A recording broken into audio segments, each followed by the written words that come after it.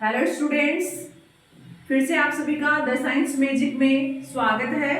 जैसा कि अपन organic chemistry पढ़ रहे हैं 12th क्लास के लिए, तो ऑर्गेनिक केमिस्ट्री का अपना चैप्टर चल रहा है हेलो एल्केन व हेलो एरिन। हेलो एल्केन व हेलो एरिन में अपन ने SN1 SN2 रिएक्शंस कंप्लीट की थी। उसमें रिएक्शंस कंप्लीट करने के साथ साथ अपन ने उनके एग्जांपल्स भी देखे थे और उसमें कुछ इंपॉर्टेंट थिंग्स थी वो भी देखी थी। आज के लेक्चर में SN1 SN2 रिएक्शन में डिफरेंस पढ़ेंगे और जो हेलो एल्केन व हेलो एरिन की स्टीरियो केमिस्ट्री है उसके बारे में पढ़ेंगे। तो चलो आज स्टार्ट करते हैं अपन SN1 SN2 रिएक्शन में डिफरेंस। SN1 व SN2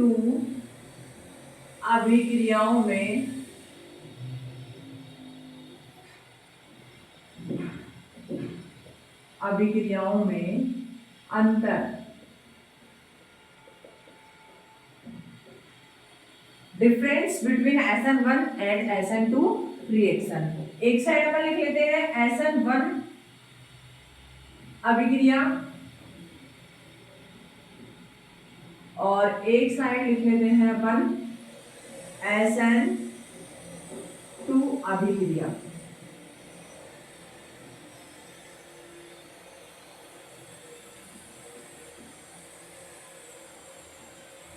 अब देखो SN1 और SN1 अभिक्रिया जो होती है, देखो ये जो SN और 1 जो लगा हुआ है इसका मतलब है S का मतलब सब्स्टिट्यूशन, N का मतलब न्यूक्लियोफिलिक और 1 का मतलब यूनिमोलिकुलर न्यूक्लियोफिलिक सब्स्टिट्यूशन रिएक्शन। क्या का मतलब एक का अणु नाभिक स्नेही प्रतिस्थापन अभिक्रिया है। इसका मतलब हुआ द्विअणु नाभिक स्नेही प्रतिस्थापन अभिक्रिया। ठीक है। अब देखो इसमें जैसा कि अपन डिफरेंस, जैसा कि अपन ने पहले पढ़ा भी था पिछले लेक्चर में, फिर से अपन एक बार इनमें डिफरेंस देख लेते हैं। जैसे SN1 रिएक्शन जो होती है वो होती है हमेशा पोलर सॉल्वेंट्स में। ये जो अभिक्रिया होती है ये किसमें होती है? यह अभिक्रिया किसमें होती है? ध्रुवीय विलायकों में होती है। ध्रुवीय विलायकों में होती है भाई, ध्रुवीय विलायकों में होती है। ध्रुवीय विलायकों को इंग्लिश में बोला जाता है पोलर सॉल्वेंट्स। यह जो रिएक्शन है वो पोलर सॉल्वेंट्स में होती है, जबकि SN2 रिएक्शन जो होती है वो किस में होती है? अध्रुवीय विलायकों में। अध्रुवीय विलायकों में होती है।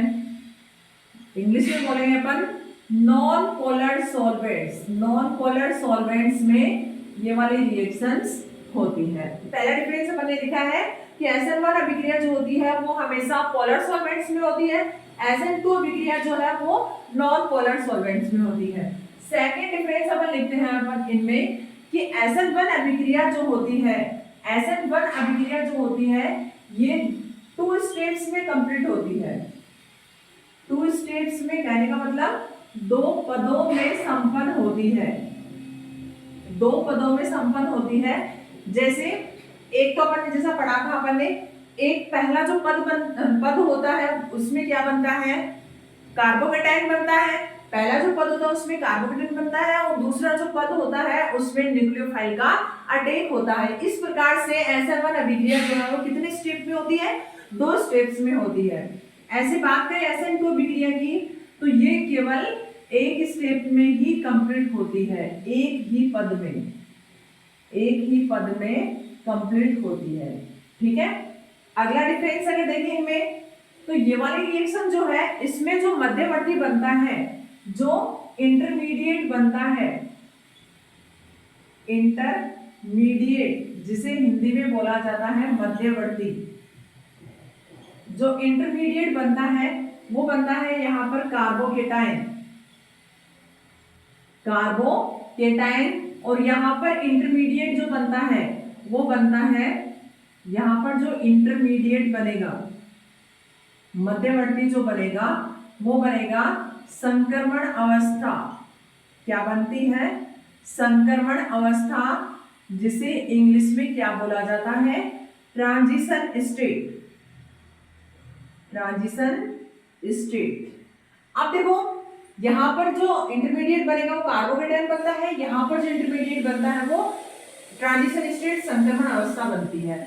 इसमें देखो यहाँ पर अगर अपन रिएक्टिविटी की बात करें, कहने का मतलब रिएक्टिविटी SN1 अभिक्रिया के प्रति जो भी कोई यौगिक होगा उसकी क्रियाशीलता क्या है, उसकी अगर बात करें तो किस पर डिपेंड करती है, कार्बोकेटायन के स्थायित्व पर निर्भर करती है। कहने का मतलब कार्बोकेटायन जो है वो जितना ज्यादा स्टेबल बनेगा उसके प्रति SN1 अभिक्रिया के प्रति उसकी रिएक्टिविटी उतनी ही ज्यादा होगी। लेकिन जब SN2 अभिक्रिया की बात करें तो यहाँ पर मतलब कोई भी यौगिक होगा उसकी क्रियाशीलता की बात करें तो जो संक्रमण अवस्था बनती है उसमें त्रिविम बाधा जितनी कम होगी, त्रिविम बाधा स्टेरिक हिंड्रेंस जो है वो जितनी कम होगी SN2 रिएक्शन के प्रति वह यौगिक उतना ही ज्यादा क्रियाशील होगा। कहने का मतलब हम कह सकते हैं कि इस अभिक्रिया में जो क्रियाशीलता है, SN1 अभिक्रिया की जो क्रियाशीलता है वो किस पर निर्भर करती है, कार्बोकेटायन के स्थायित्व पर, कार्बोकेटायन के स्थायित्व पर निर्भर करती है, कार्बोकेटायन के स्थायित्व पर, स्टेबिलिटी पर निर्भर करती है, स्थायित्व पर निर्भर करती है। और इस अभिक्रिया के लिए क्रियाशीलता किस पर निर्भर करती है, त्रिविम बाधा, त्रिविम बाधा पर निर्भर करती है, स्टेरिक हिंड्रेंस पर डिपेंड करती है। अब देखो ये वाली जो रिएक्शन है SN1 अभिक्रिया जो है इसमें अभिक्रिया का जो वेग है या फिर रेट ऑफ रिएक्शन जो है वो एक ही क्रिया कारक की सांद्रता पर निर्भर करती है। कहने का मतलब अभिक्रिया का वेग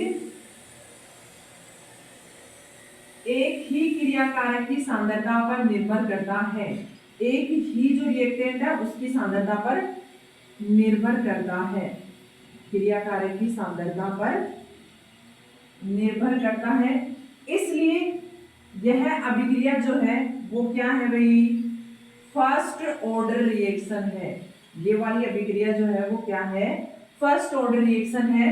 और इसमें जो अभिक्रिया का वेग है वो दो क्रिया कारक की सांद्रता पर निर्भर करता है, दो क्रिया कारक की सांद्रता पर निर्भर करता है, निर्भर करता है।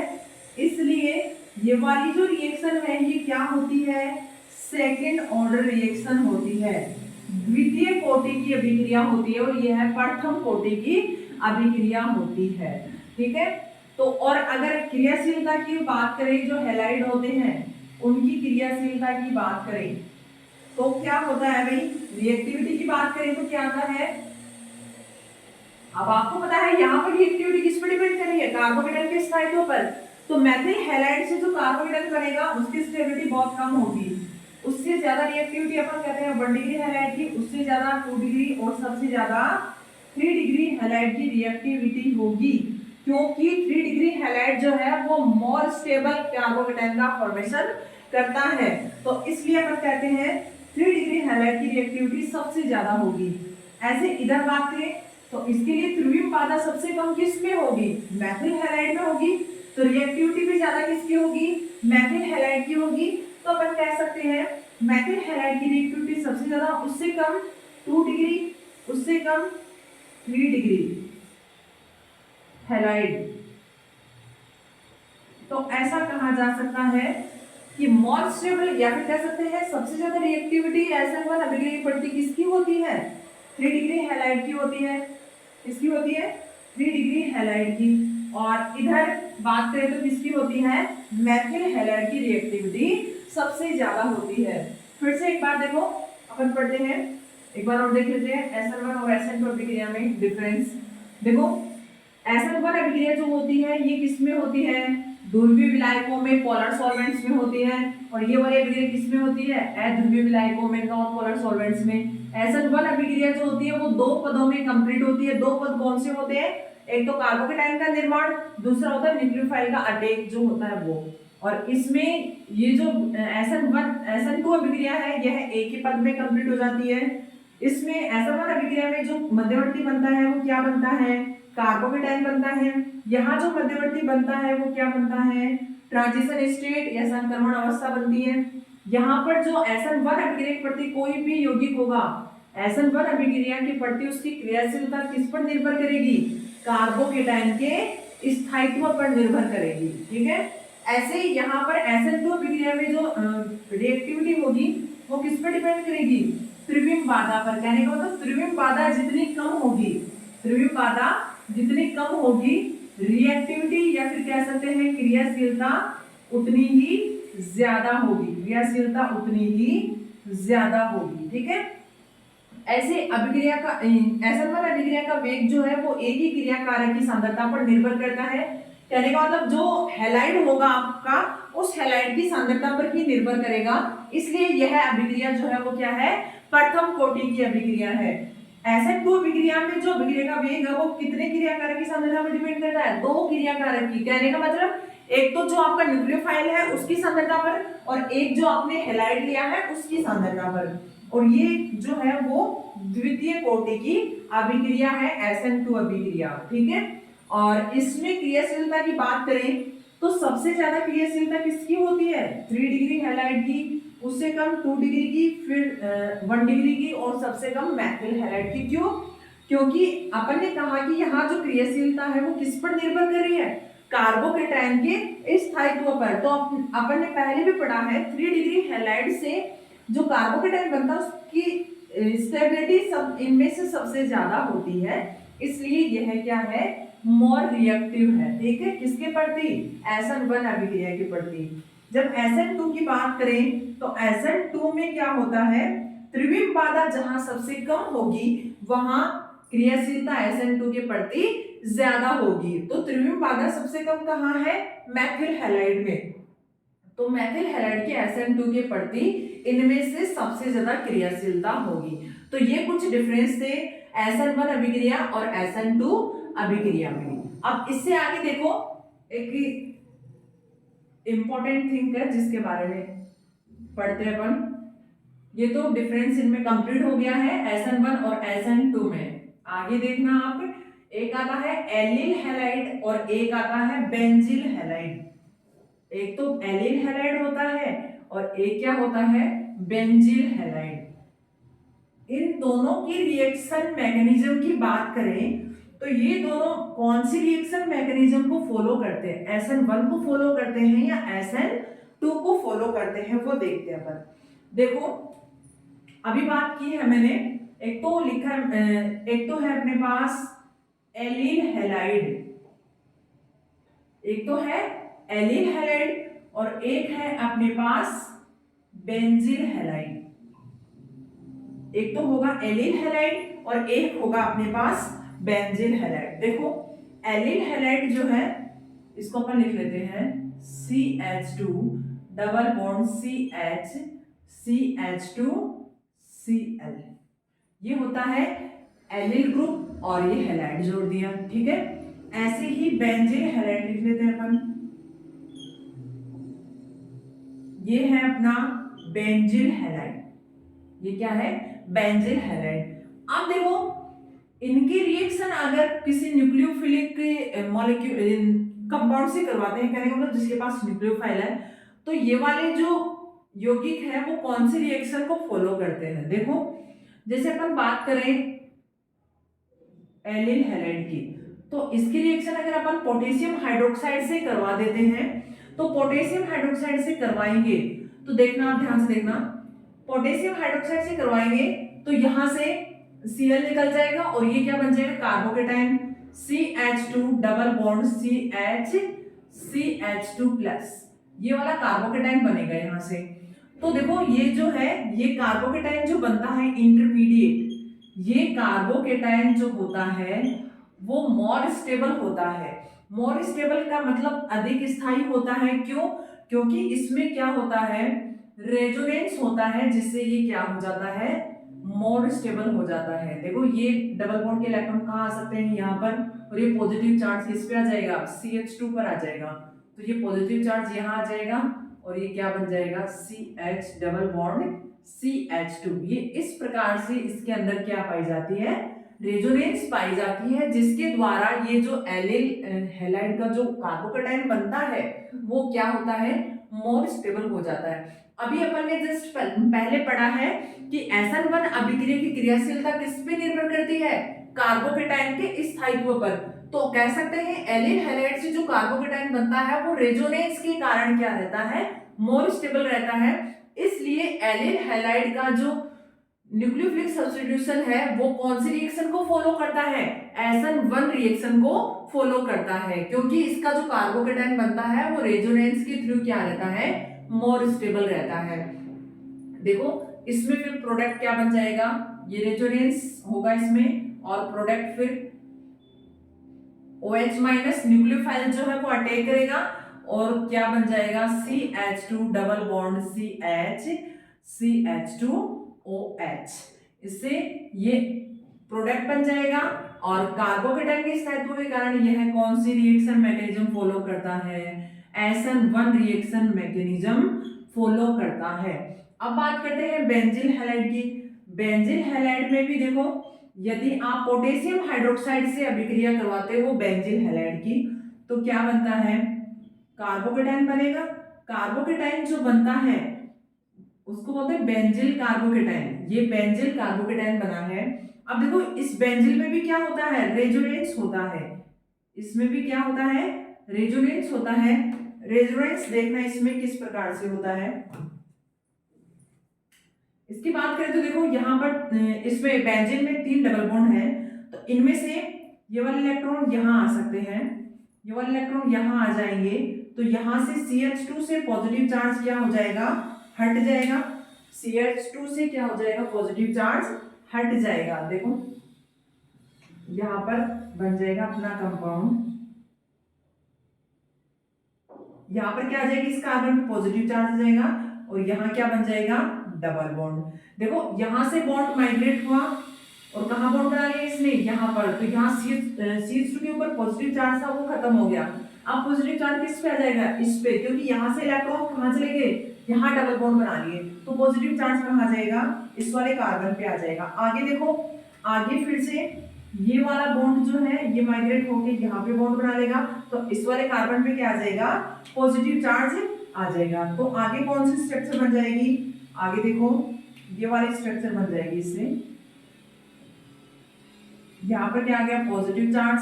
अब डबल बॉन्ड कहाँ आ गया, यहाँ पर, और ये पहले से है अपना, ठीक है। अब देखो आगे रेजोनेटिंग स्ट्रक्चर में ये वाला जो बॉन्ड है ये माइग्रेट होकर यहाँ बॉन्ड बना लेगा, ठीक है। यहाँ बॉन्ड बना लेगा तो कहाँ पॉजिटिव चार्ज आएगा, अब यहाँ पर आ जाएगा। अब देखो आगे जो स्ट्रक्चर बनेगी वो इस टाइप से बनेगी, देखना यहाँ से पॉजिटिव चार्ज हट जाएगा, डबल बॉन्ड, यहाँ से डबल बॉन्ड, और यहाँ पर क्या आ जाएगा, पॉजिटिव चार्ज, और यहाँ पर डबल बॉन्ड CH2, ये रेजोनेटिंग स्ट्रक्चर। अब देखो और लास्ट में क्या हो जाएगा, फिर से वो वाली स्ट्रक्चर आ जाएगी। कैसे, देखो ये जो डबल बॉन्ड के इलेक्ट्रॉन है वो कहाँ आ जाएंगे, यहाँ पर। फिर से पॉजिटिव चार्ज किस पे आ जाएगा, इस कार्बन पे आ जाएगा। देखो इससे जो स्ट्रक्चर बन रही है वो बनेगी अपने पास,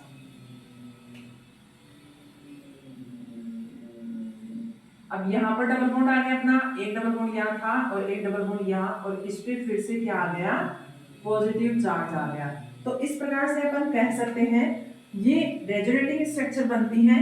इन रेजोनेटिंग स्ट्रक्चर के कारण बेंजील कार्बोकेटाइन जो होता है वो क्या हो जाता है, मोर स्टेबल हो जाता है। इसलिए अपन कहते हैं कि SN1 रिएक्शन जो है उसकी रिएक्टिविटी किस पे डिपेंड करती है, SN1 रिएक्शन की रिएक्टिविटी तो भाई कार्बोकेटाइन की स्टेबिलिटी पे डिपेंड करती है। तो कार्बोकेटाइन तो क्या रेजोनेटिंग स्ट्रक्चर के कारण मोर स्टेबल हो रहा है, बहुत ज्यादा स्थायी हो रहा है, तो इसलिए बेंजील हैलाइड का न्यूक्लियोफिलिक सब्स्टिट्यूशन, बेंजील हैलाइड का नाभिक स्नेही प्रतिस्थापन जो है वो भी कौन सी अभिक्रिया की मैकेनिज्म के थ्रू होता है, SN1 अभिक्रिया की क्रियाविधि के अनुसार ही होता है। इसलिए बेंजील हैलाइड से जो प्रोडक्ट बनता है वो बनता है अपना,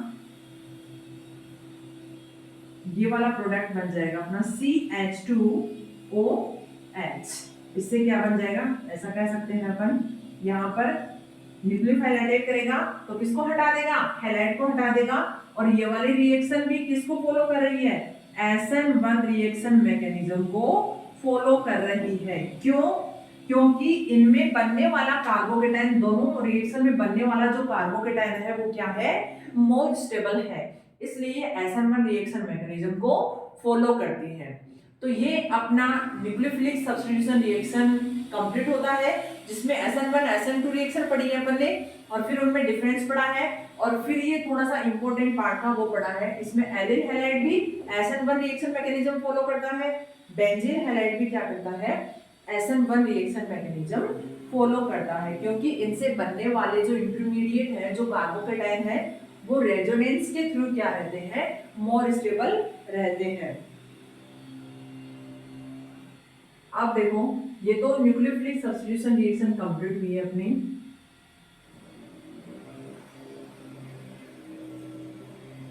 न्यूक्लियोफिलिक सब्स्टिट्यूशन रिएक्शन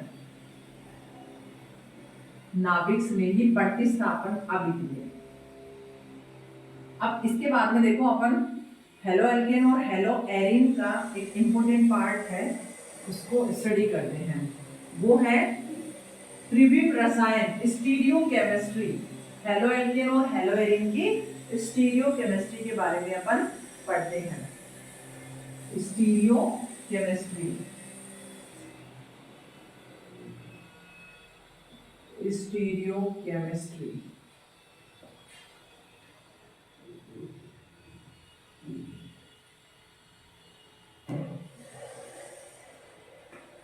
हिंदी में बोला जाता है इसे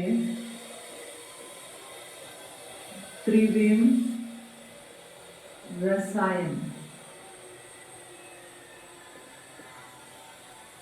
त्रिविम रसायन। अब देखना, त्रिविम रसायन की जब बात करते हैं, हाँ पहली बात तो ये स्टीरियो केमिस्ट्री होती क्या है। देखो, कोई भी यौगिक जो होता है, उस यौगिक की मतलब कह सकते हैं अपन की रसायन विज्ञान की वह शाखा जिसमें किसी यौगिक की त्रिविम स्ट्रक्चर, उसकी कायरलिटी या फिर त्रिविम बाधा वगैरह आप जब भी स्टडी करते हो, वो जिस रसायन विज्ञान की शाखा में स्टडी की जाती है उसे बोला जाता है स्टीरियो केमिस्ट्री। स्टीरियो केमिस्ट्री में वही बात, जैसे नाम से ही पता चल रहा है त्रिविम रसायन, कहने का मतलब कोई जो कंपाउंड है उसके लिए त्रिविम, उसकी स्ट्रक्चर त्रिविम में, और उसके लिए जैसे कई कायरलिटी फैक्टर होता है, किरेलता जिसको आप बोलते हो हिंदी में, दुर्बल घूर्णकता बोलते हैं, जैसे डेक्स्ट्रो रोटेटरी, लिवो रोटेटरी, दक्षिणावर्त, वामावर्त घूर्णन, और भी कई जैसे दर्पण प्रतिबिंब रूप पढ़ते हो आप, तो वो सारे स्ट्रक्चर स्टडी किसमें की जाएगी, अपने स्टीरियो केमिस्ट्री में स्टडी की जाएगी। अब देखो, जैसे सबसे पहला पॉइंट आता है स्टीरियो केमिस्ट्री का, यहाँ पर अपन पढ़ेंगे।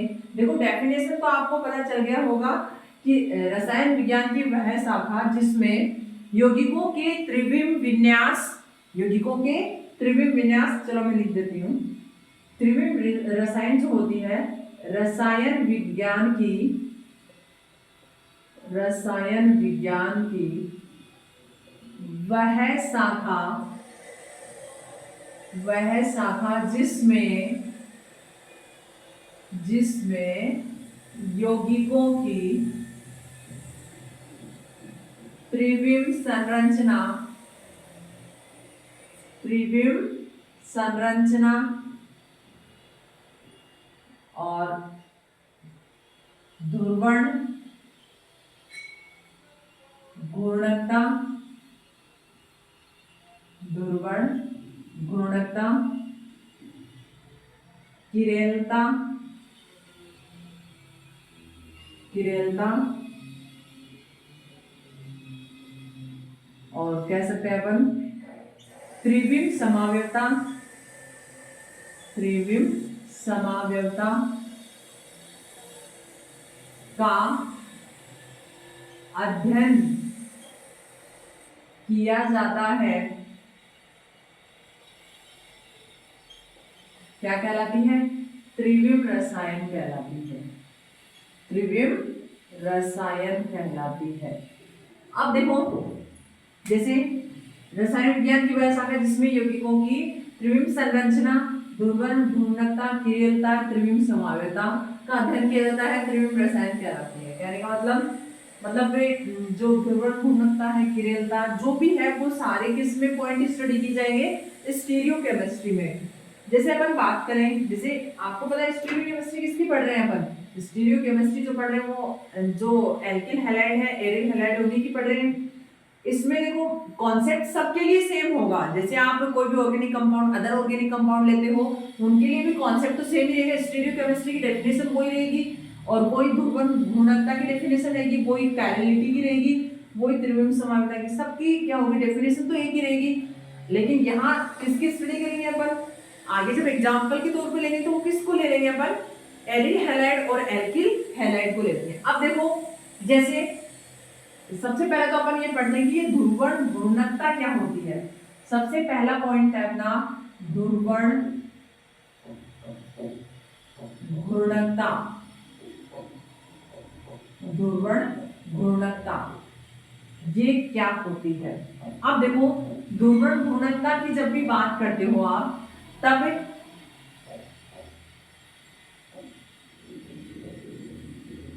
ध्रुवण घूर्णकता की जब भी बात की जाती है तो एक डायग्राम देखने को मिलता है। इसमें देखो कैसे, एक तो होती है जैसे अपन नॉर्मल लाइट की बात करते हैं, ऐसे ये एक नॉर्मल लाइट है, नॉर्मल लाइट है ऐसे कह सकते हैं अपन, ये नॉर्मल लाइट है अपनी, या फिर कह सकते हैं जैसे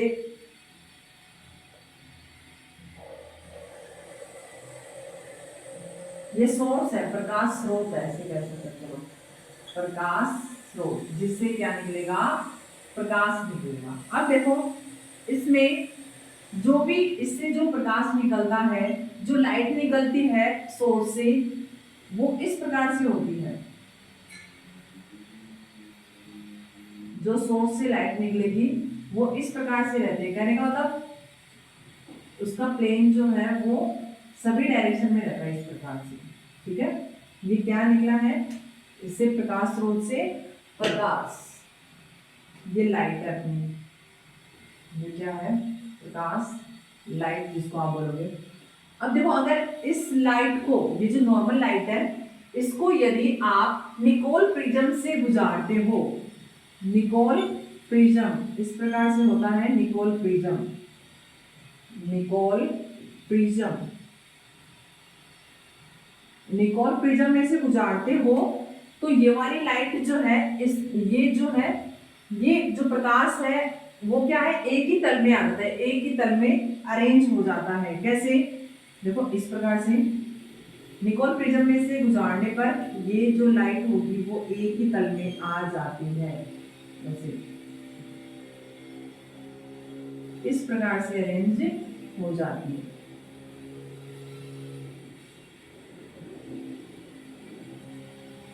और इस लाइट को बोला जाता है प्लेन पोलराइज्ड लाइट, समतल ध्रुवित प्रकाश, समतल ध्रुवित प्रकाश।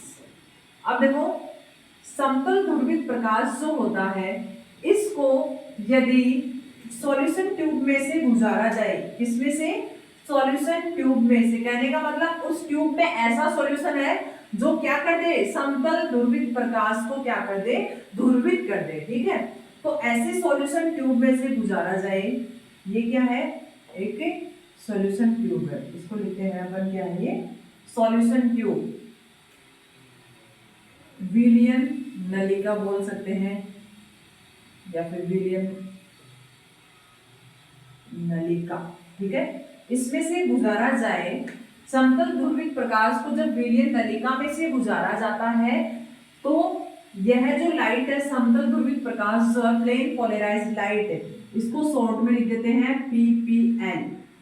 तो इसको जब इसमें से गुजारा जाता है तो ये दो प्रकार से ध्रुवित हो सकता है। ये वाली लाइट जो है कौन सी, समतल ध्रुवित प्रकाश जो है वो क्या है, दो प्रकार से ध्रुवित हो जाता है। एक तो किस प्रकार से, एक तो अपन कह सकते हैं जैसे ये बना लेते हैं अपन, एक तो क्या हो जाए,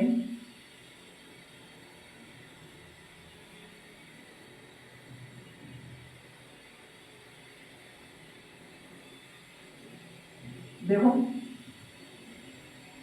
एक तो ये होगी, ये वाली जो लाइट है ये अलग कलर से बना देते हैं।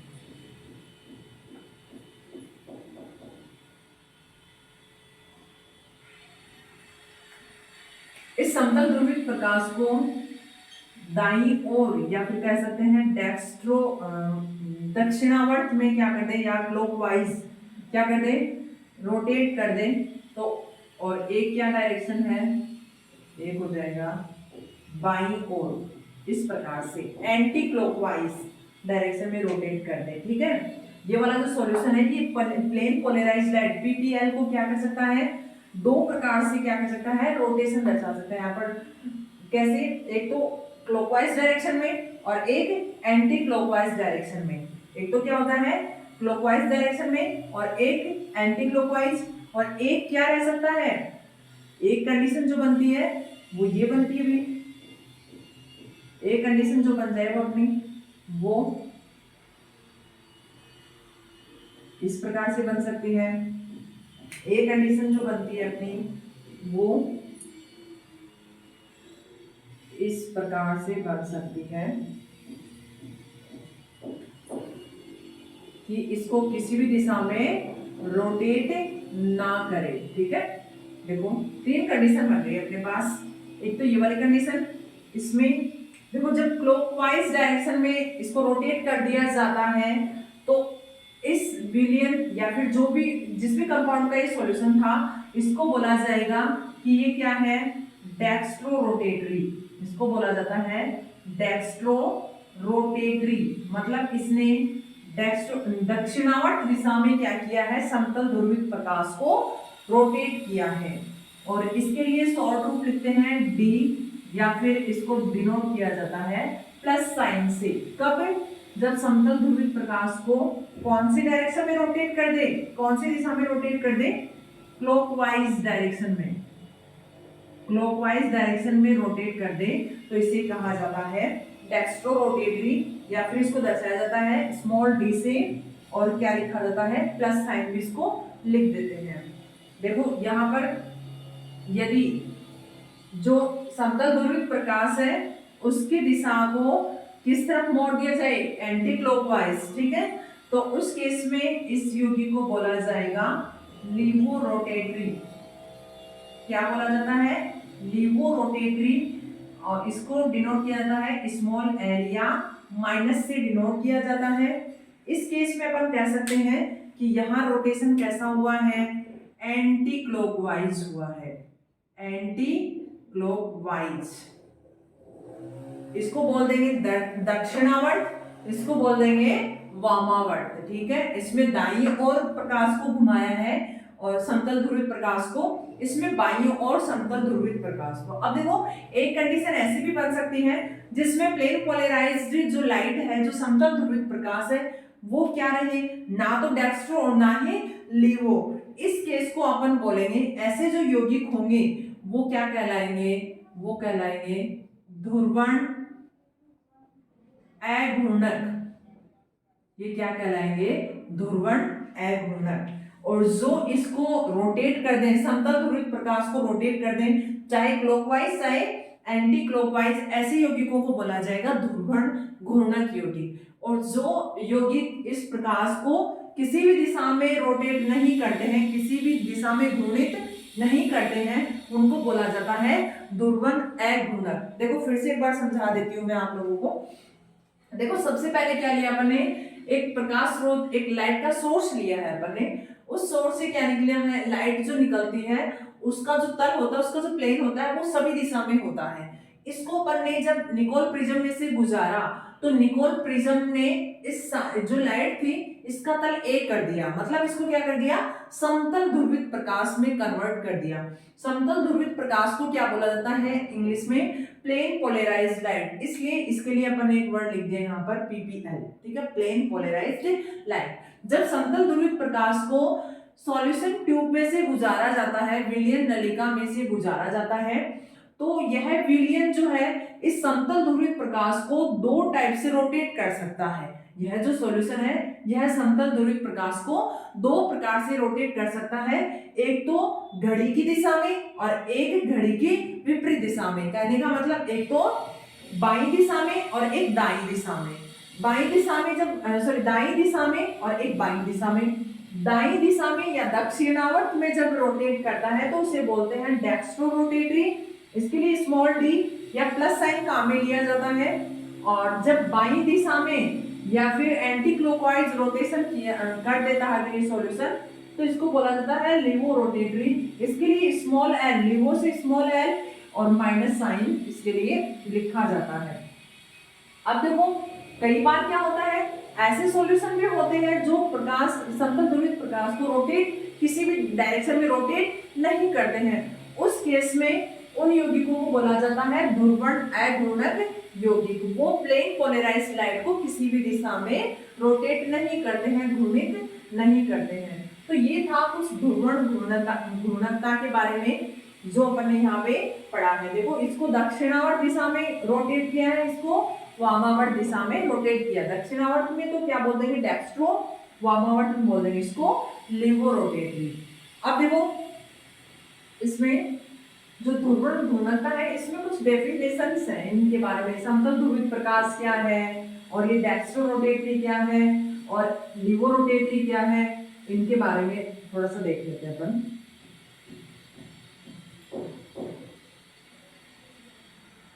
ध्रुवण घूर्णकता की बात करते हैं तो ऐसे कहा जाता है कि भाई वो यौगिक जो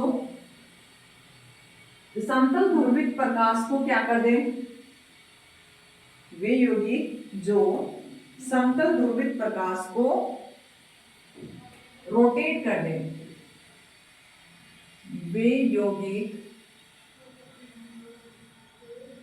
जो समतल ध्रुवित प्रकाश को शॉर्ट में लिखा था अभी मैंने पीपीएल, तो लिख सकते हैं अपन जो समतल ध्रुवित प्रकाश को दक्षिणावर्त या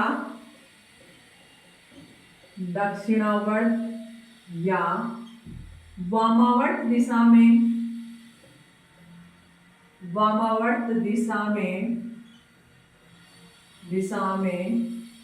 घूर्णित कर दे, रोटेट कर दे, वे यौगिक जो पीपीएल प्लेन पोलराइज्ड लाइट को दक्षिणावर्त या वामावर्त दिशा में घूर्णित कर दे, क्या कहलाते हैं, ध्रुवण घूर्णक यौगिक कहलाते हैं। ध्रुवण घूर्णक यौगिक कहलाते हैं। अब देखो अगली डेफिनेशन ये है, देखो वे यौगिक जो पीपीएल प्लेन पोलराइज्ड लाइट को या दक्षिणावर्त या वामावर्त दिशा में घूर्णित कर दे उनको क्या बोला जाता है, ध्रुवण घूर्णक यौगिक कहा जाता है। देखो अगली डेफिनेशन, वे यौगिक जो प्लेन पोलराइज्ड लाइट को दक्षिणावर्त या इसको लिख सकते हैं दाईं ओर या क्लॉकवाइज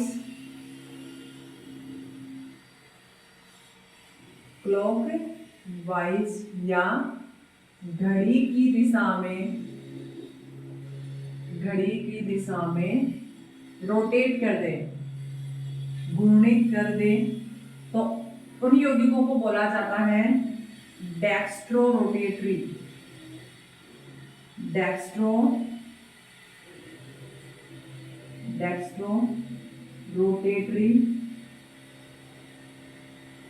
और क्या लिख सकते हैं, स्मॉल डी या फिर क्या लिखा जाता है, प्लस साइन लिखा जाता है। ठीक है, ऐसे यौगिक जो पीपीएल प्लेन पोलराइज्ड लाइट को दक्षिणावर्त दिशा में दाईं ओर या फिर लिख सकते हो क्लॉकवाइज या फिर घड़ी की दिशा में रोटेट कर दे, उनको क्या बोला जाता है, डेक्स्ट्रो रोटेटरी कंपाउंड बोला जाता है। एक डेफिनेशन अपन लिख सकते हैं कि वे यौगिक जो प्लेन पोलराइज्ड लाइट को वामावर्त दिशा में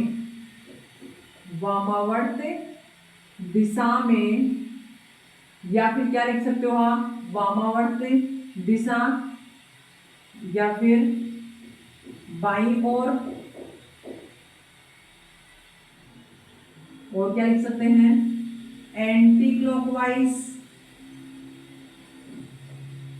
या फिर घड़ी की विपरीत दिशा में,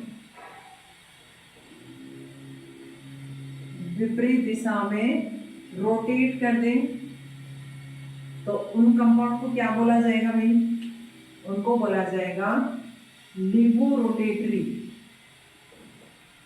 लीवो रोटेटरी कंपाउंड। या फिर क्या लिख सकते हो आप, इसके लिए लिखा जा सकता है स्मॉल एल, या फिर -20 के लिए लिखा जा सकता है। लीवो रोटेटरी होगा, या फिर एल, स्मॉल एल लिख सकते हैं, या फिर -20 के लिए लिख सकते हैं। पीपीएल प्लेन पोलराइज्ड लाइट को यदि वामावर्त दिशा में बाईं ओर लिख सकते हो आप, इसको एंटी क्लॉकवाइज या घड़ी की विपरीत दिशा में रोटेट कर दे, तो ऐसे यौगिकों को क्या बोला जाता है, लीवो रोटेटरी। इसके लिए स्मॉल एल या माइनस काम में लिया जाता है। अब देखो, कुछ ऐसे यौगिक होते हैं जो क्या करते हैं, प्लेन पोलराइज्ड लाइट को ध्रुवित नहीं करते हैं, ध्रुवित नहीं करते हैं। वे यौगिक जो प्लेन पोलराइज्ड लाइट को घूर्णित नहीं करते हैं, रोटेट नहीं करते हैं, तो ऐसे यौगिकों को क्या कहा जाता है, ऐसे यौगिकों को क्या कहलाते हैं, ध्रुवण अघूर्णक कहलाते हैं, अघूर्णक कहलाते हैं। जो प्लेन पोलराइज्ड लाइट को घूर्णित नहीं करते हैं, क्या कहलाते हैं, ध्रुवण अघूर्णक कहलाते हैं। और देखो, जो निकोल प्रिज्म में से यदि जो प्रकाश होता है, सामान्य प्रकाश होता है, नॉर्मल लाइट जो होती है, उसको जब निकोल प्रिज्म में से गुजारा जाता है, तब वो एक ही तल में जो है वो अरेंज हो जाती है, विन्यास उसका एक ही तल में हो जाता है, तो उसको बोला जाता है प्लेन पोलराइज्ड लाइट, समतल ध्रुवित प्रकाश बोला जाता है। अब देखो, इसमें आगे अपन पढ़ते हैं कि जो भी यौगिक, ऐसे यौगिक जो समतल ध्रुवित प्रकाश को दक्षिणावर्त या वामावर्त दिशा में घूर्णित कर देते हैं, वो क्या कहलाते हैं, ध्रुवण घूर्णक यौगिक कहलाते हैं। और जो इसको रोटेट नहीं करते हैं, वो क्या कहलाते हैं, ध्रुवण अघूर्णक। और ध्रुवण घूर्णकता जो है वो किससे मापी जाती है, ध्रुवण मापी से मापी जाती है। ध्रुवण मापी, इंग्लिश में जिसे बोलते हैं पोलरीमीटर, पोलरीमीटर से मापी जाती है। ये अपना स्टीरियो केमिस्ट्री में एक पहला पॉइंट था, ध्रुवण घूर्णकता, जिसके बारे में अपन ने कुछ स्टडी किया है। इसमें डेक्स्ट्रोरोटेटरी, लीवो रोटेटरी के बारे में कुछ बताया है। डेक्स्ट्रोरोटेटरी वो होंगे जो प्लेन पोलराइज्ड लाइट को दाईं ओर क्लॉकवाइज या घड़ी की दिशा में रोटेट कर देते हैं। लीवो रोटेटरी वो होते हैं जो प्लेन पोलराइज्ड लाइट पीपीएल को, या फिर कह सकते हो आप समतल ध्रुवित प्रकाश को वामावर्त दिशा में बाईं ओर या एंटी क्लॉकवाइज, या फिर कह सकते हैं घड़ी की विपरीत दिशा में रोटेट कर दे, वो क्या कहलाते हैं, लीवो रोटेटरी कंपाउंड्स कहलाते हैं। और वे यौगिक जो प्लेन पोलराइज्ड लाइट को घूर्णित नहीं करते हैं, वो ध्रुवण अघूर्णक कहलाते हैं। अब देखो, इसमें एक चीज और कि जो ध्रुवण घूर्णकता जिस यंत्र के द्वारा मापी जाती है, उसे क्या बोला जाता है, ध्रुवण मापी, जिसे पोलरीमीटर कहा जाता है इंग्लिश में। और एक ये कि जिस कोण पर जो यौगिक है वह घूर्णित होता है, वह ध्रुवण कोण कहलाता है, घूर्णक कोण कहलाता है। ठीक है, अब देखो आगे अपन पढ़ते हैं असममित अणु, एसिमेट्रिक मॉलिक्यूल, या फिर इसी का ही दूसरा नाम होता है किरेल कायरलिटी, जिसको आप बोल रहे हो। किरेल अणु जो होता है वो असममित अणु ही होता है कहीं से। देखो, अगला अपना पॉइंट आता है सेकंड नंबर। पहला नंबर अपना पॉइंट हो गया है ध्रुवण घूर्णकता। दूसरा जो पॉइंट है वो है अपना असममित अणु, असममित अणु, एसिमेट्रिक मॉलिक्यूल। क्या बोलेंगे इसको, एसिमेट्रिक मॉलिक्यूल।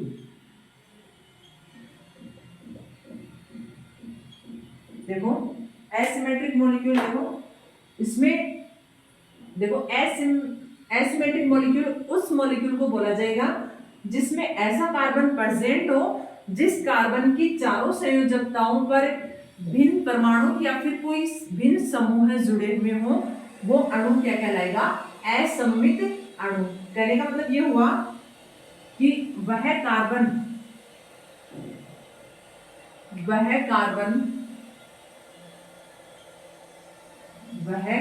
परमाणु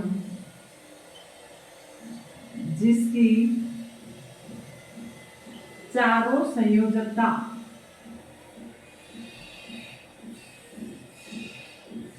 चारों संयोजकताओं पर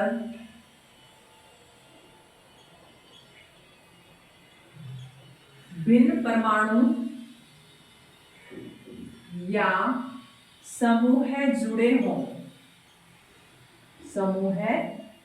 हों क्या कहलाएगा? एसिमेट्रिक, या हिंदी में लिखे तो असममित या किरेल कार्बन कहलाता है। किरेल कार्बन कहलाता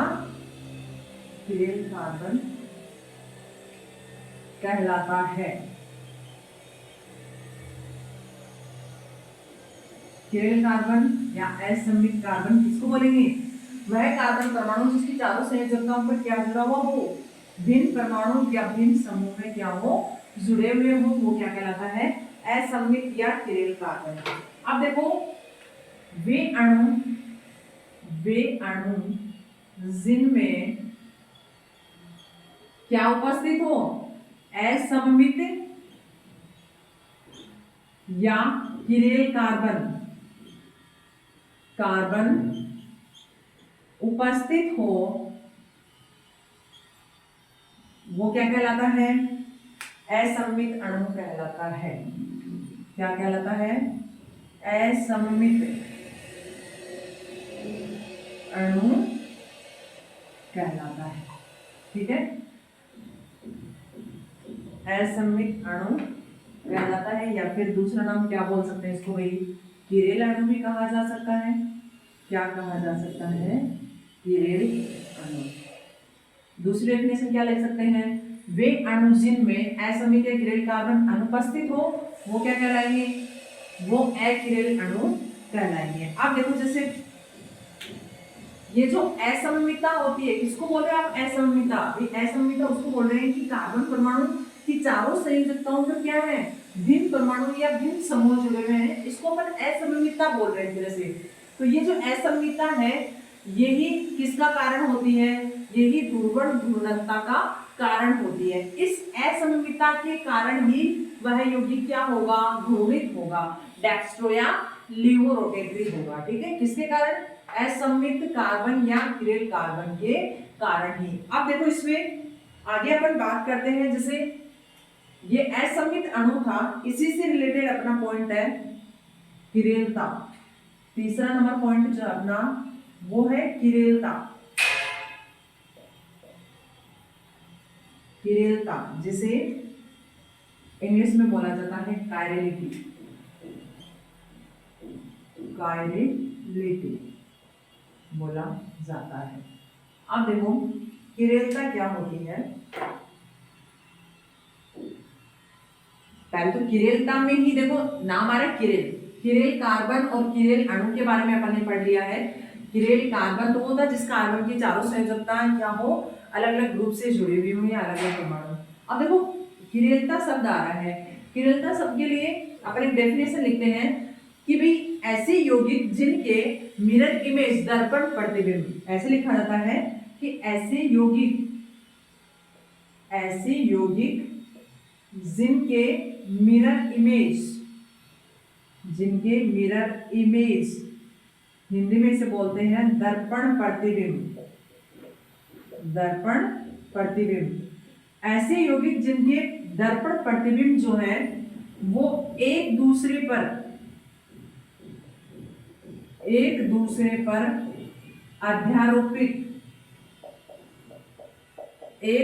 पर अध्यारोपित इंग्लिश में बोलेंगे सुपर इम्पोज्ड अध्यारोपित नहीं होते हैं।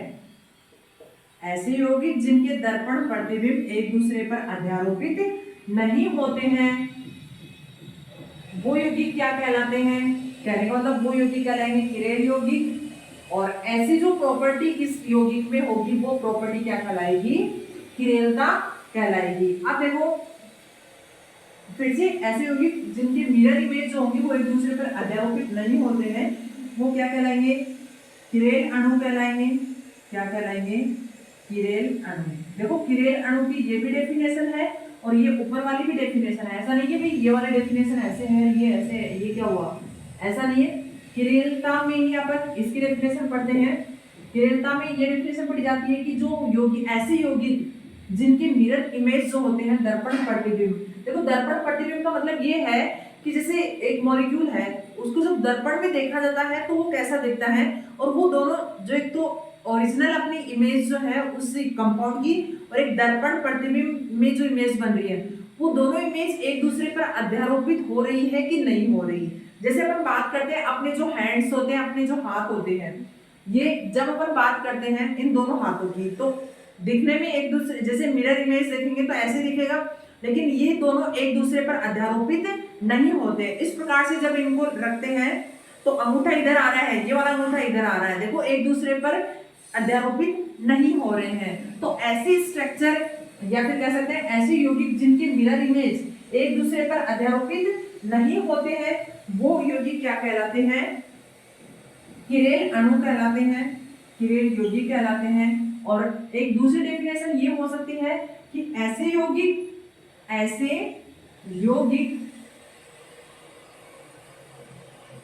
जिनके मिरर इमेज हिंदी में बोला जाता है दर्पण प्रतिबिंब, एक दूसरे पर अध्यारोपित होते हैं वो क्या कहलाएंगे? अकिरेल अणु। अकिरेल अणु कहलाएंगे।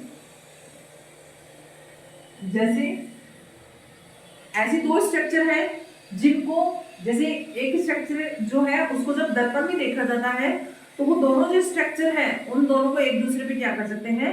अध्यारोपित कर सकते हैं। ऐसे अणु जो होंगे वो क्या कहलाएंगे? अकिरेल अणु कहलाएंगे, जिनके मिरर इमेज दर्पण प्रतिबिंब जो है वो एक दूसरे पर अध्यारोपित होते हैं, सुपर इम्पोज होते हैं, वो क्या कहलाते हैं? अकिरेल अणु कहलाते हैं। अब देखो इनको एग्जांपल से समझते हैं अपन अकिरेल अणु और किरेल अणु को। एक तो अपन लेते हैं एक एग्जांपल तो आता है ब्यूट टू ऑल, या फिर कह सकते हैं ब्यूटेन टू ऑल, और एक लेते हैं प्रोपेन टू ऑल। दो एग्जांपल लेते हैं उनमें समझते हैं अपन। देखो एक तो एग्जांपल लेते हैं अपन प्रोपेन टू ऑल और एक लेते हैं अपन butane two all.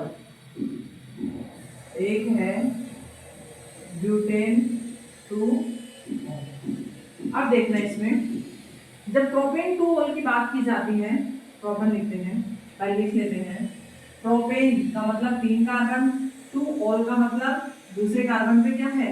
OH group है, और जो बचे हुए हैं उनको हाइड्रोजन से वैलेंसी कंप्लीट कर दो CH3।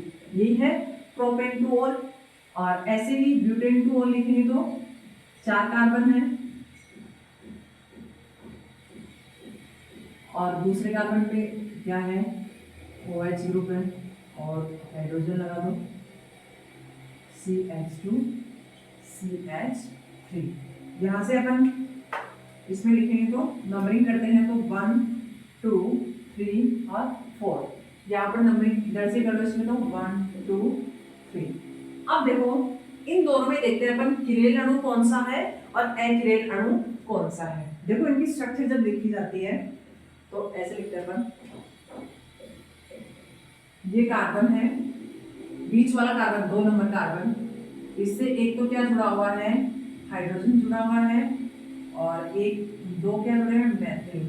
एक मैथिल जो है वो बिलो द प्लेन है और एक मैथिल जो है वो अबव द प्लेन है। एक मैथिल जो है अपना वो है बिलो द प्लेन और एक मैथिल क्या है, अबव द प्लेन। ये बिलो द प्लेन हुआ और एक जो मैथिल है वो क्या है, बिलो द प्लेन, और ये अपना OH ग्रुप जुड़ा हुआ है। देखो ये सेकंड नंबर कार्बन है, ये रहा, ये इसके साथ जुड़ा हुआ हाइड्रोजन, ये फर्स्ट वाला मैथिल और एक ये वाला मैथिल, और इधर क्या जुड़ा हुआ है, OH। ठीक है, अब देखो इसमें इसका दर्पण प्रतिबिंब देखते हैं अपन। दर्पण प्रतिबिंब का मतलब ये बीच में दर्पण लगा दिया और दर्पण में देखते हैं इसको कैसा दिखता है। देखो दर्पण में इस प्रकार से दिखेगा, इधर तो क्या जुड़ा, ये कार्बन है, इधर क्या आ जाएगा, OH आ जाएगा, और इधर क्या आ जाएगा, H, और इधर आ जाएगा एक मैथिल ग्रुप और एक मैथिल ग्रुप इधर आ जाएगा, इस साइड आ जाएगा। ये दोनों एक दूसरे के मिरर इमेज है। अब देखो इस पे ध्यान से देखना आप, जैसे अपन बात करें इस वाले मॉलिक्यूल की और इस वाले मॉलिक्यूल की, अब ये एक दूसरे के, ये दर्पण, ये क्या लगा है बीच में, मिरर, ये एक दूसरे के दर्पण प्रतिबिंब है। ठीक है, दर्पण प्रतिबिंब की जब भी बात करते हैं तो देखो अब जैसे ये दोनों एक दूसरे के दर्पण प्रतिबिंब है, तो इसमें अगर इस वाले मॉलिक्यूल, इस वाले यौगिक को, इस वाले कंपाउंड को इसके ऊपर रखा जाए, ऐसा कैसा, इधर से उठा के ऐसा कैसा इसके ऊपर रखा जाए, तो क्या ये एक दूसरे के ऊपर अध्यारोपित होंगे, नहीं होंगे भाई।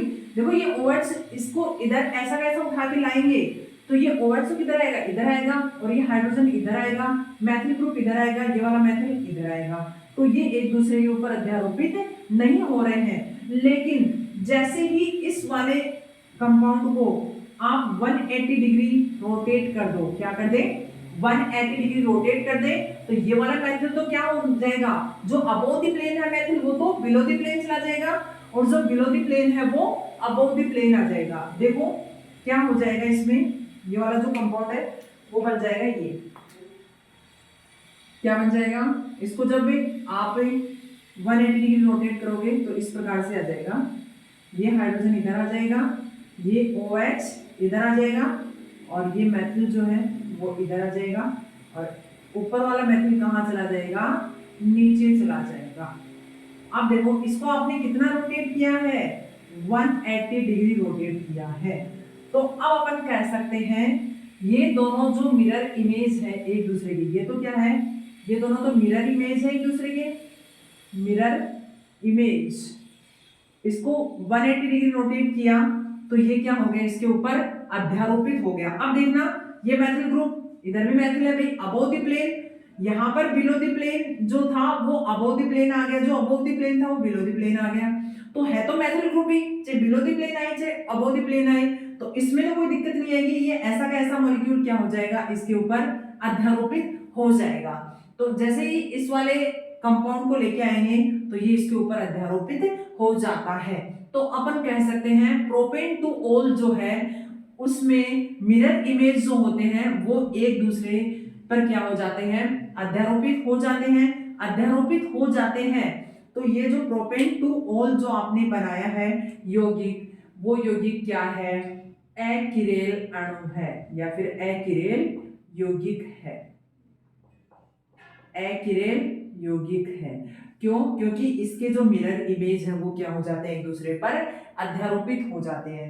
अब बात करते हैं अपन किसकी, ब्यूटेन टू ओल की बात कर लेते हैं। ब्यूटेन टू ओल में क्या होगा देखें, ब्यूटेन टू ओल को स्ट्रक्चर को लिखते हैं, दूसरे नंबर कार्बन को मैंने यहाँ लिखा है, और इससे जुड़ा हुआ हाइड्रोजन, देखो इधर लिख देते हैं थोड़ा सा, इससे जुड़ा हुआ हाइड्रोजन, और इससे एक तो मैथिल जुड़ा हुआ है और ए क्या जुड़ा हुआ है, एथिल जुड़ा हुआ है। एक तो क्या जुड़ा हुआ है, मेथिल जुड़ा हुआ है, और एक क्या जुड़ा हुआ है, एथिल जुड़ा हुआ है। ये CH3, ये C2H5 और ये क्या है, OH2। देखो इसके दर्पण प्रतिबिंब की बात करते हैं, इसके बीच में मिरर लगाएंगे, यहाँ पर मिरर लगाएंगे। तो देखो एक बार इसको अलग कर देते हैं थोड़ा सा, ये वाला जो यौगिक है इसको थोड़ा सा इधर बना लेते हैं।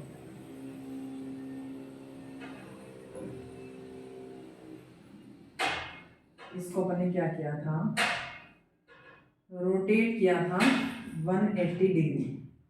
तो इससे बना था अपने पास, थोड़ा सा इधर बना देते हैं इसको, COH, इधर हाइड्रोजन आ गया था और इधर CH3 और इधर क्या आ गया, दूसरा CH3 आ गया। ठीक है, अब इनको अलग अलग कर देते, अलग अलग लिख देते हैं। ये बात थी किसकी, प्रोपेन टू ऑल की। अब बात करेंगे किसकी, ब्यूटेन टू ऑल की। इधर बना देते हैं।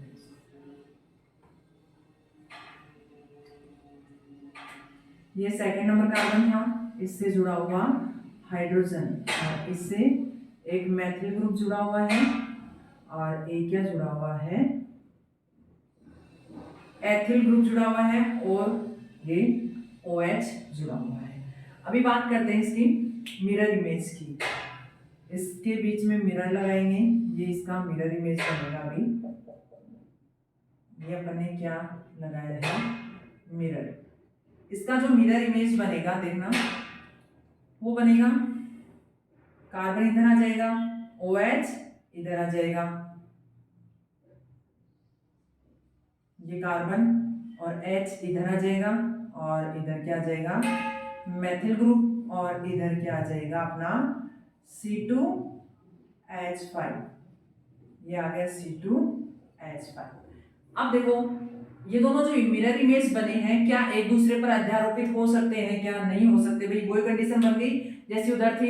यहाँ पर भी देखो ये जो है इसको इसके ऊपर अध्यारोपित करोगे, ऐसा कैसा उठा के यहाँ से इसके ऊपर रखो, क्या होगा, हाइड्रोजन तो भाई इधर आएगा, मेथिल ग्रुप यहाँ आएगा, एथिल ग्रुप यहाँ आ रहा है, इसमें इस साइड आ रहे हैं, क्या एक दूसरे के ऊपर अध्यारोपित हो रहे हैं, क्या नहीं हो रहे।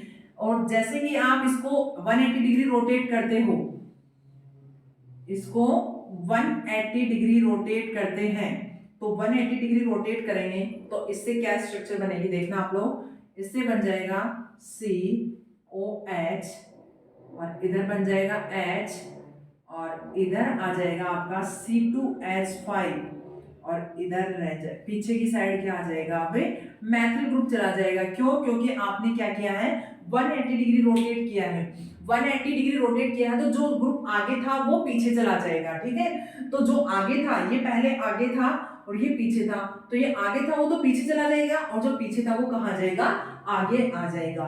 तो आप जैसे अब देखो, इसको इसके ऊपर अध्यारोपित करो, इस वाले कंपाउंड को इसके ऊपर अध्यारोपित करते हैं तो ये अध्यारोपित नहीं होता है। 180 डिग्री रोटेट करने के बाद भी ये अध्यारोपित नहीं होता है, क्योंकि जो ethyl group above the plane था इसमें, वो इसमें किधर चला गया, बिलो द प्लेन चला गया।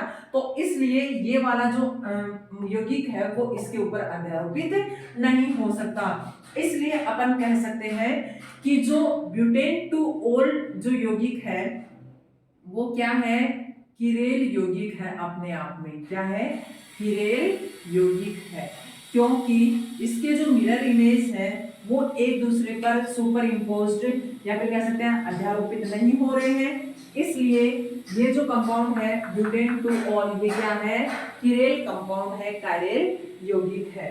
ये थी कायरेलिटी की बात, जिसमें अपन ने दो एग्जांपल लिए हैं, एक तो प्रोपेन टू ऑल, एक butane two all. Propane two all में अपन ने देखा है, तो इसमें जब मिरर इमेज की बात करते हैं तो मिरर इमेज देखो, ये भी इसका मिरर इमेज ही है, बस इसको क्या किया है, 180 डिग्री रोटेट किया है, तो ये भी मिरर इमेज। तो इन दोनों को जब अध्यारोपित करते हैं एक दूसरे के ऊपर तो ये अध्यारोपित हो जाते हैं। तो ऐसे दर्पण ऐसे यौगिक जिनके दर्पण प्रतिबिंब जो है, मिरर इमेज जो है, वो एक दूसरे के ऊपर अध्यारोपित हो जाते हैं, उनको अकिरेल यौगिक बोला जाता है। और ऐसे यौगिक जिनके दर्पण प्रतिबिंब जो है वो एक दूसरे पर अध्यारोपित नहीं होते हैं, उन यौगिकों को किरेल यौगिक बोला जाता है। अब देखो अपन कह सकते हैं जो किरेल अणु होता है या किरेल यौगिक जो होता है वो कौन सा होता है, जिसके ऊपर ऐसा कार्बन जिस पर चारों जो ग्रुप होंगे या चारों जो परमाणु होंगे वो क्या हो, भिन्न भिन्न हो, तो उसको बोलते हैं किरेल यौगिक। अब देखो इसमें क्या था, ऐसा कार्बन है जिसपे दो क्या जुड़े हुए हैं, मैथिल ग्रुप, तो भिन्न कहाँ होंगे, तो इसको बोलेंगे अपन अकिरेल यौगिक। दोनों तरफ से इसकी डेफिनेशन सही है। पहली डेफिनेशन अपन ने पढ़ी थी कि वे यौगिक जिनमें क्या हो, कार्बन परमाणु जो होता है वह कार्बन परमाणु चारों अलग अलग समूहों से जुड़ा हुआ होना चाहिए, वो किरेल अणु कहलाएगा या किरेल यौगिक। और एक दूसरी डेफिनेशन ये पढ़ी थी कि ऐसे यौगिक जिनके दर्पण प्रतिबिंब एक दूसरे के ऊपर अध्यारोपित नहीं होते हैं वो यौगिक या फिर वह यौगिक क्या कहलाएगा, किरेल यौगिक कहलाएगा। इसकी डेफिनेशन क्या पढ़ी थी, दो डेफिनेशन। एक तो ये कि भाई ऐसा यौगिक जिसके दर्पण प्रतिबिंब जो है वो एक दूसरे के ऊपर क्या हो, अध्यारोपित हो, तो वो क्या कहलाएंगे, अकिरेल यौगिक। आप देखो किरेलिटी की कंडीशन है अपने पास कि भाई कार्बन परमाणु जो है उसके जुड़े हुए जो भी चारों वगैरह से जुड़े हुए परमाणु हैं या कोई भी समूह है वो क्या होने चाहिए, डिफरेंट होने चाहिए, अलग अलग होने चाहिए, तभी वो किरेल यौगिक या अणु कहलाएगा। अगर सेम है तो वो क्या कहलाएगा, अकिरेल यौगिक कहलाएगा। अब देखो जैसे अपन बात करते हैं प्रतिबिंब रूप जिनको आप बोलते हो, क्या बोलते हैं, प्रतिबिंब रूप या फिर इंग्लिश में बोला जाता है एनेंसियोमर, इंग्लिश में बोला जाता है एनेंसियोमर और हिंदी में बोलते हैं प्रतिबिंब रूप। प्रतिबिंब रूप की जब भी बात करते हो आप तो इसमें आता है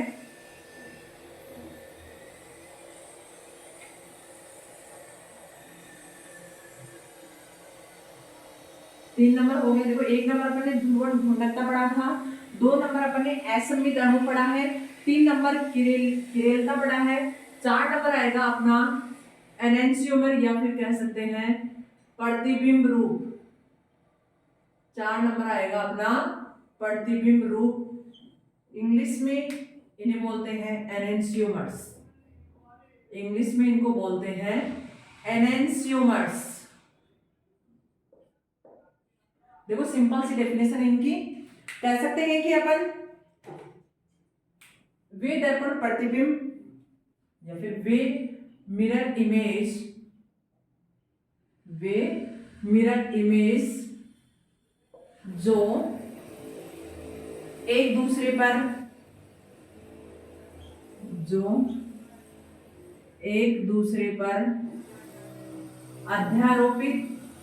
अध्यारोपित को इंग्लिश में बोला जाता है सुपर इम्पोज्ड, अध्यारोपित नहीं होते हैं, क्या कहलाते हैं, एनेंसियोमर्स कहलाते हैं, एनेंसियोमर्स कहलाते हैं। हिंदी में बोला जाता है इनको प्रतिबिंब रूप बोला जाता है। अब देखो प्रतिबिंब रूप जो होते हैं, जो एनेंसियोमर्स होते हैं वो क्या हो सकते हैं, कहने का मतलब जो प्रतिबिंब रूप है वो दक्षिणावर्त भी हो सकते हैं और वामावर्त भी हो सकते हैं, दक्षिण ध्रुवीय घूर्णक भी हो सकते हैं और क्या हो सकते हैं, वामावर्त भी हो सकते हैं। कहने का मतलब जो प्रतिबिंब रूप होंगे वो क्या होंगे, ध्रुवण समावयवी होंगे एक दूसरे के। कहने का मतलब क्या हुआ कि जो प्रतिबिंब रूप होंगे वो क्या होते हैं, एक दूसरे के ध्रुवण समावयवी होते हैं। क्या होते हैं, ध्रुवण समावयवी होते हैं, समावयवी होते हैं। कौन, एनेंसियोमर्स, ध्रुवण जो प्रतिबिंब रूप होते हैं वो एक दूसरे के ध्रुवण समावयवी होते हैं। अब देखो इसमें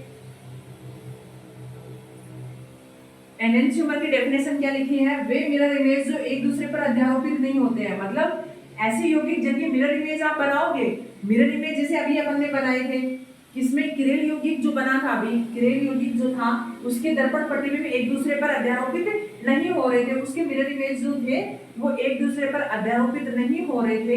अध्यारोपित नहीं हो रहे थे तो उनको एक तो क्या कहा था आपने, ऐसे यौगिक क्या कहलाएंगे, किरेल यौगिक कहलाएंगे, किरेल अणु कहलाएंगे। और वो ही क्या कहलाते हैं, एक दूसरे के प्रतिबिंब रूप कहलाते हैं, ठीक है। और प्रतिबिंब रूप जो है वो उनको इंग्लिश में एनेंटियोमर्स बोला जाता है, और वो एक दूसरे के क्या होते हैं, ध्रुवण समावेवी होते हैं। देखो आगे अपन बात करते हैं, इससे अगला जो पॉइंट है अपना वो है रेसेमिक मिक्सचर।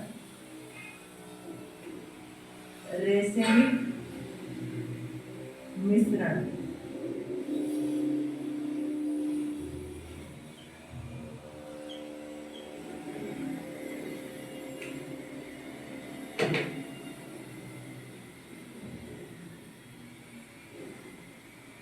देखो रेसेमिक मिश्रण में क्या होता है कि जब दो यौगिक हैं आपके पास, दो प्रतिबिंब सॉरी दर्पण प्रतिबिंब है, दो दर्पण प्रतिबिंब जो होंगे उनका समान रूप से जो मिश्रण होता है, दो प्रतिबिंब रूप जो है उनका समान रूप से जो मिश्रण होगा उसे क्या बोलोगे आप, रेसेमिक मिश्रण बोलोगे। कहने का मतलब जैसे अभी आप डेक्स्ट्रोरोटेटरी लिवोरोटेटरी पढ़ रहे थे, जिसको डेक्स्ट्रो को आपने स्मॉल डी से डिनोट किया था, लिवो को आपने स्मॉल एल से डिनोट किया था।